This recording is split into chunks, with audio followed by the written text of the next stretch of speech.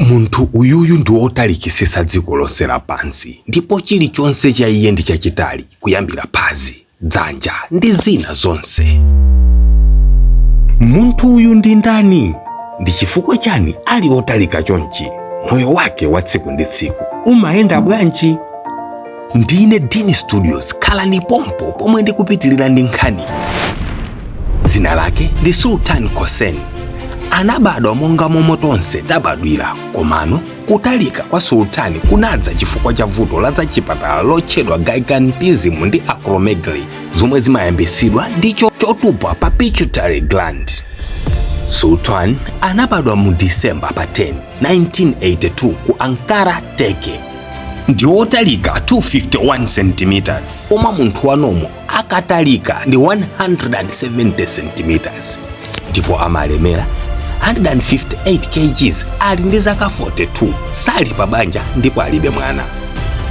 Mzibamboyu amavutika mu zinthu zambiri kamba kuti amayendera ndodo, sangathamange, sangalumphe ndi kuchita zinthu zina zambiri zomwe munthu wanomo amapanga.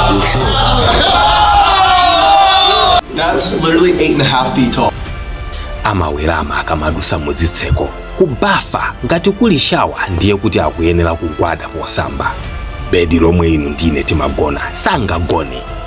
Sultan akuti ubwino umodzi okhala wantali ndi wakuti amatha kuthandiza amayi ake ntchito monga kupachika makatani ndi kusintha mababu popanda pokwelera pena paliponse.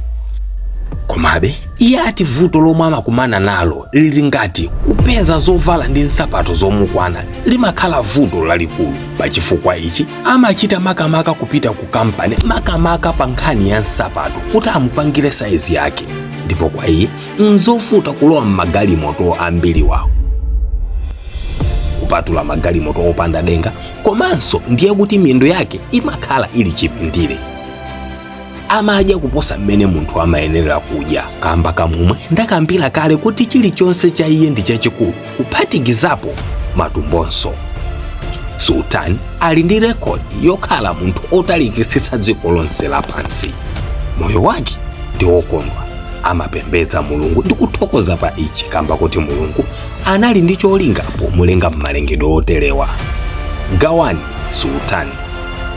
Mama Money ndi njira yokhayo ya makono masiku ano kwa anthu omwe muli ku Joni ndipo mukufuna kutumiza ndalama ku Malawi. Tikati Mama Money ndiye kuti tikukamba changu, kudalirika komanso kuchipa. Mama Money ali ndi maagent awo omwe angakuthandizeni potsekula akaunti ndi zina zambiri. Ngati muli ku Johannesburg, muyimbireni Malawi nzanu yemwe dzina lake ndi Mr. Misesa, omwe amakhala pafupi ndi Carton Center mu Johannesburg. Ayimbireni manambala mukuwaonawo kuti mumve zambiri kuchokera kwa iwo eni.